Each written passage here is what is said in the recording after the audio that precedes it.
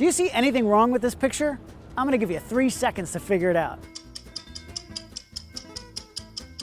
You got it yet?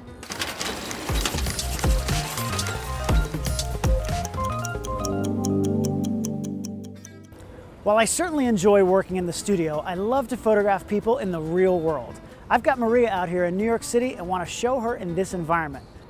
But while the background adds a lot to the images, it can also take away some of the focus on her if I don't watch very carefully.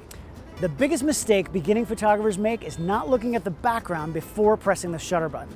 Look, I know there are a lot of other things to worry about, including exposure, focus, and facial expression, but if there's something distracting back there, then all that work might be for naught.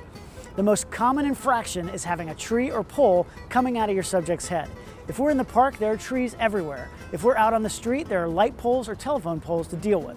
So now that we see them, how do we fix it? Well, the simplest thing is to either move your subject or move yourself. Sometimes just a step to the left or right will help that background element to frame your subject instead of slicing right through them.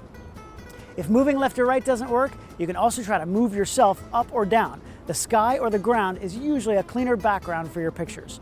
Another technique is to use a fast lens with a large aperture and blur your background to the point where you can't see much detail. And if none of those options work, then just get in as tight as you can and get rid of the background completely. You'll lose the feel of the environment, but it'll be pretty obvious what you want to be seen in your pictures.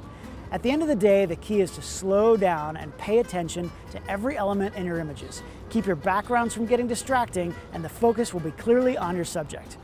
Hey, come back every week at 11 a.m. Eastern for a new 2-minute tip and subscribe to the Adorama TV YouTube channel. You can also follow me at David Bergman on social media for fun pics and updates on future events and workshops. I'll see you next week.